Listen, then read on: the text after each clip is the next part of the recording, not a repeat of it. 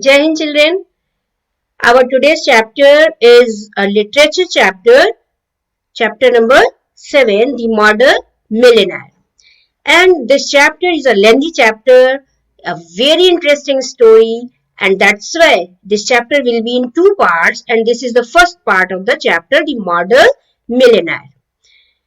The model, the model has two meanings. It can be used as an adjective also, as an adverb also. So the model here has been used as an adjective.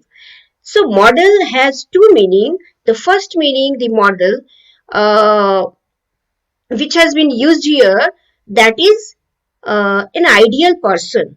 Model means जो आदर्शवादी है, हमारे लिए आदर्श है जो, so that is model, MODEL model, जो हमारा model है, आदर्शवादी, जो आदर्श है हम लोगों के लिए, ठीक है, that is model. So here model Millionaire means the person, वो ऐसा करोड़पति जो कि आदर्शवादी, जो हमारे लिए आदर्श है.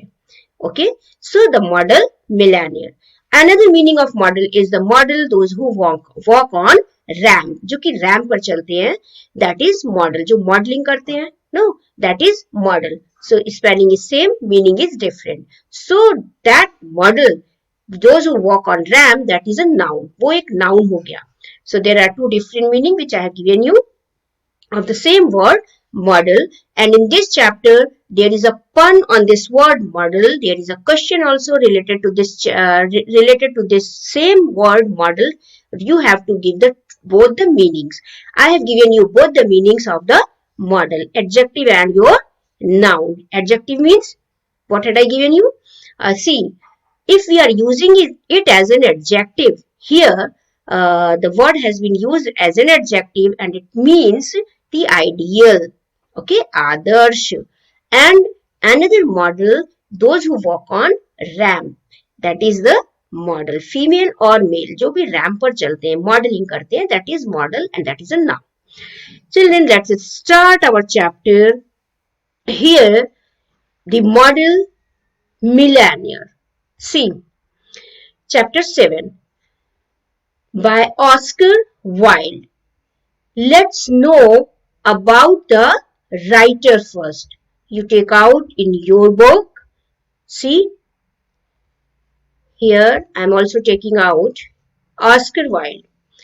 Oscar Wilde was an Irish writer and poet. He began his career by writing essays and short stories. He wrote his last work, The Ballad of Reading Gaol, a long poem in prison. He died destitute in Paris at the age of 46. Today he is remembered for his witty epigrams, his novella The Picture of Dorian Gray, the play The Importance of Being Earnest, and the well-loved children's story The Selfish Giant. Here, about Oscar Wilde, it is written there that he was an Irish writer and poet. So here we are going to read the interesting story of the same writer, Oscar Wilde, and the name of the story is The Model Millionaire. See, the message of the poem, a simple act of kindness can win hearts and bring happiness. Means if we are not showing off and very simply we are showing the act of kindness, we are just showing our kind behavior towards anyone, so that behavior can win hearts and can bring happiness also. This is the message of this chapter, The Model Millionaire. Let's start the chapter now. The Model Millionaire. The saying goes, a fool and his money are soon parted. Is he a fool to give away practically all the money he has to a miserable looking beggar? The writer starts in this way that, see, whenever any person who is foolish, so he cannot keep the money for long time, because due to his foolishness, his money will be soon parted. So the main character, the leading role who is playing in this chapter, in this story, the protagonist of this story, he was a fool. Was he a fool? to give away his money to a beggar. The beggar who was a miserable looking beggar, and was he a fool to give away all his money to this beggar? Let's know more about that. See, romance is the privilege of the rich, not the profession of the unemployed. Romance. You all know what I am talking about, which we see in the movies. So this should be given, this privilege should be given to the rich people only. This is not the work of the unemployed person. The person who is unemployed, it means that the person who is not working at all, he won't be able to earn money. So, he won't be able to earn money. It means that he will not be able to do any other thing. In his whole life, he will be trying to earn money, but he won't be able to do these all romance and all these things. So this privilege is the this privilege should be given to the rich people only according to the writer. The writer has started his chapter in this way. The poor should be practical and prosaic. The poor people, according to the writer, they should be very practical and they should be dull and uninteresting. They should not be, means this privilege should not be given to the poor people. Which privilege? The privilege to romance, to love, to like anyone. Because if a person is poor, according to the writer, the person will be busy, will be indulged in making money the whole day. He will not be able to take out time for any other thing. It is better to have a permanent income than to be fascinating.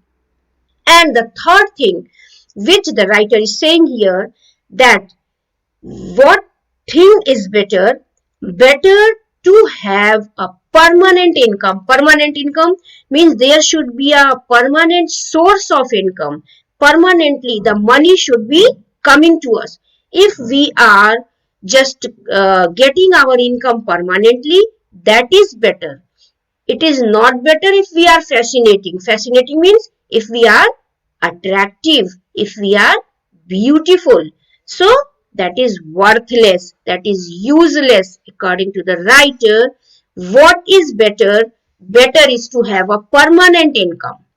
It is not better that if we are fascinating, if we are very much attractive and you think that, oh, I am very beautiful, that is not of, means that is worthless, that is of no use. These are the great truths of modern life which he as King never realized. And the author is saying that these three things are the great truths of the modern life, of our today's life, which this main character, Hugh Atkins, he never realized these great truths because he was not earning money. No, he was unemployed, he was poor, but he was very attractive. But he did not realize that money is also important in our life. Intellectually, he was not of much importance. One more drawback he had, he was not very intelligent. No, although he was not foolish, very much foolish, but he was not very intelligent also. He was wonderfully good looking with his crisp brown hair, clear cut profile, and grey eyes.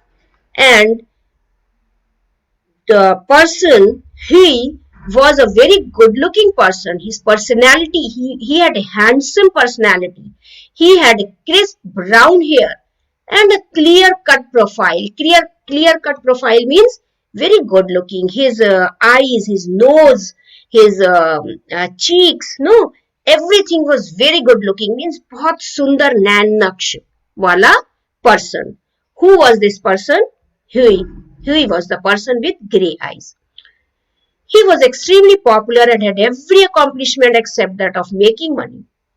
And he was very popular also. He had friends also because he was a good looking person and he had a very good nature. He was of a very kind nature, but he was not able to earn money. He was getting all the accomplishment, means he had all the talent except of making money. He had tried everything, means he wanted to earn money. He tried everything. What things he had tried to earn money? He had gone on the stock exchange. He had been a tea merchant. No, means he had, it's not so that he was not willing to work. He was willing to work. He just went to the stock exchange for 6 months, but he was not successful. He just worked as a tea merchant also. No, but that time also he was not successful. And after that, he tired. He just thought that I'm not getting success, and he was now no more interested in doing anything. He left working. Ultimately, what happened? He became nothing.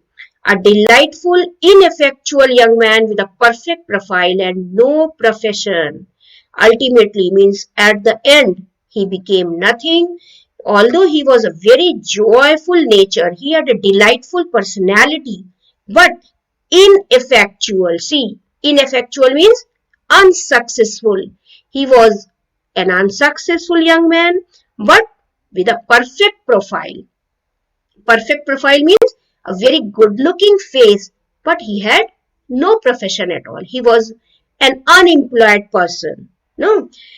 To make matter worse, he was in love with Laura Martin, the daughter of a retired colonel who was very fond of Huey but could not hear of any engagement. So the matter became more worse. Already he was unemployed. No, already he was not very much intelligent. He was unsuccessful. He he had made the matter worse as he was in love with this girl, Laura Martin, and Laura was the daughter of a retired colonel. Retired colonel, he was very fond of Huey. He also liked Huey, but he was not ready to give his daughter to Huey, but would not hear of any engagement. It means that he was not ready to give his daughter to Huey. He was not agree for this marriage. Whose marriage? Huey and Laura's marriage. Because Huey was an unemployed person, he had no profession. Although he was good looking, but he had no profession. What according to the father, what according to the this colonel, he was saying, he was just saying to Huey, come to me, my boy, when you have got 10,000 pounds of your own, we will see about it. He used to say. Who used to say? Colonel. The daughter, the father of the daughter. So he used to say that when you will be earning on your own 10,000 pounds, then you will be coming to me, and after that I will give my daughter to you. I will see about it. Means I will be ready for this marriage. One morning, as Huey was on his way to where the merchant slave, he dropped in to see a great friend of his, Alan Trevor. One morning, what happened? That he was just going to meet the girl, Martin, to whom he loved. On his way, he just went, in place of going to the girl's house, he went to his friend house, Alan Trevor. No, the name of Hugh's friend is Alan Trevor. The name of the girl to whom Huey loved was Martin. Is that clear? So he went to his friend's house, Alan Trevor. What was the work of Alan Trevor? Alan Trevor was a painter. He was an artist. Personally, he was a strange, rough fellow with a freckled face and red, unruly hair. This is Trevor, who is making painting. So he had a not very good looking face. Freckled face means the spots were there on his face, but when he took up the brush, he was a real master, and his pictures were eagerly sought after. Means everyone liked his picture. He had a talent, but he was not very good looking. He had been very much attracted by Huey at first, and when Trevor met Huey, he was very much attracted. No, it means as his real nature, good nature was there. He just had a very kind nature, good looking personality. So Trevor was also attracted, and it must be acknowledged entirely on account of his personal charm. However, after he got to know him better, he liked him quite as much for his bright, buoyant spirits and his generous, reckless nature, and had given him the permanent entry to his studio. So, first of all, he was very much attracted. But after knowing the nature of Huey, more and more after knowing about Huey, when he got to know him better, he began to like him more for his bright, buoyant spirits, means for his lively spirits. No, he just gave him this permission that whenever you want, you can come to my studio. So, given him the permanent entry to his studio after knowing the nature, after knowing the nature of this person, Hui. See, you can see the painter. No, this painter is, what is the name of this painter? He is Alan Trevor. And the person who is standing is his friend. The name of the friend is Hui. And one more person you can see here. And this person is a beggar whose picture this painter is painting. We will come to know more about this beggar. See here. When he came in, he found Trevor putting the finished touches to a wonderful life-size picture of a beggar. So as soon as he just got inside the studio, he just saw a big picture of a beggar, and Trevor was giving the finishing touch. He had already made the picture, but was giving the finishing touch to this beggar's picture.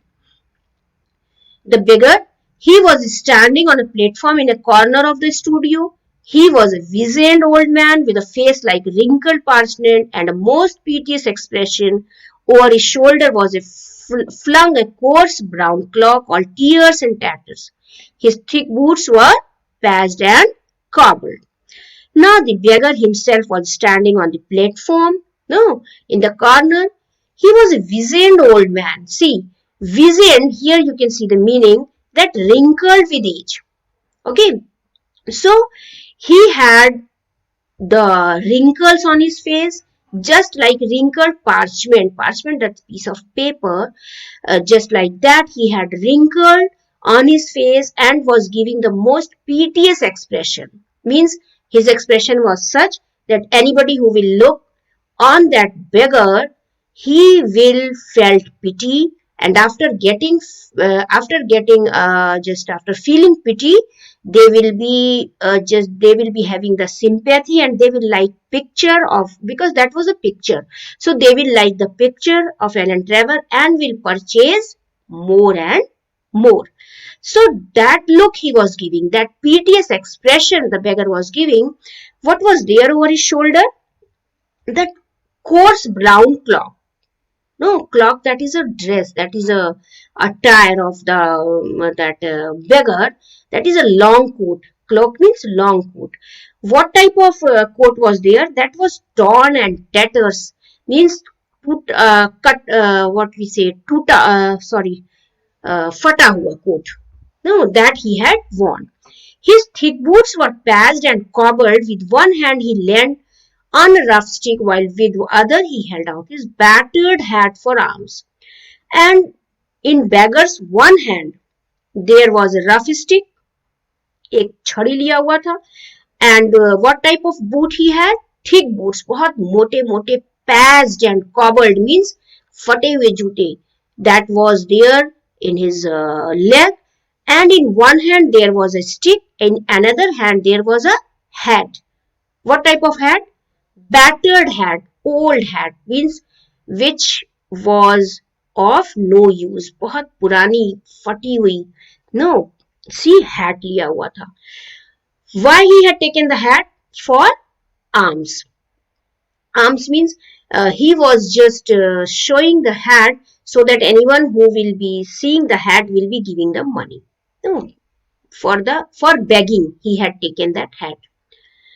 As soon as Huey saw this model, He just whispered, "What an amazing model." He shook hands with his friend. He met with his friend. So on listening this, Trevor shouted at the top of his voice, "An amazing model? I should think so. Such beggars as he are not to be met with every day." And Trevor is saying that these types of beggars we are not going to get every day. So Huey, as he was of a kind nature, so he began to feel pity on this person, on the beggar, and is saying, "Poor old chap, how miserable he looks." So Trevor is replying, "Certainly." Means Trevor is saying, of course, if he is a beggar, so he will be giving the miserable looks only. You don't want a beggar to look happy, do you? So if a person is beggar, he will be giving the miserable looks. Why don't you want a beggar to look happy? Do you want a beggar to look happy? He means to say that, Trevor means to say that the beggar, they will be just giving the expression of the miserable, the pitiest expression only. Now Huey is asking, how much does a model get for sitting? A shilling an hour. Means Trevor is replying that model will be getting for a single hour a shilling. That is their currency. Now further again Huey is asking, how much do you get for your picture, Alan? Means the model will be getting a shilling, but how much will you getting for your picture? So his friend Alan is replying that I will be getting £2,000. After listening this, the the friend of Alan, no, Huey is replying, well, I think the model should have a percentage, cried Huey, laughing. They work quite as hard as you do. According to Huey, he just wants to say to his friend that you both are working hard. If you are standing and making picture, the model is also standing for a long time, for long hours, so he should also be getting the percentage, because you are getting more, you are getting £2,000, and this model, this beggar, will be getting only 1 shilling. So there should be a percentage of the model also, of that beggar also. After listening this, the friend Alan Trevor became annoyed and is shouting, nonsense, why look at the trouble of laying on the paint alone and standing all day long at one easel? It's all very well, Huey, for you talk, but I assure you that there are moments when art almost attains to the dignity of manual labor. He's saying the friend painter. No, painter is the friend. So Alan Trevor is saying that, of course, it seems easy to you, but there are some moments when when art attains the dignity of manual labor. Means when painting is more tough than standing. After saying this, Alan Trevor, the painter, is saying, you must not chatter. I am very busy. And is saying that please don't talk. I am very busy and let me finish my painting. After some time, the servant came in and told Trevor that the frame maker wanted to speak to him. And after that, a servant came and told the painter, the friend, Trevor, that any frame maker has come and he wanted to meet to you. After that, after listening this, the painter just left the place because he had gone to meet to frame maker. Now the old man, who was standing for a long time, he took advantage of Trevor's absence and he just sat down on a wooden bench that was behind him. He looked so forlorn and wretched that Hughes could not help pitying him and felt in his pockets to see what money he had. So when only Huey and that old beggar is there, so Huey just looked a face.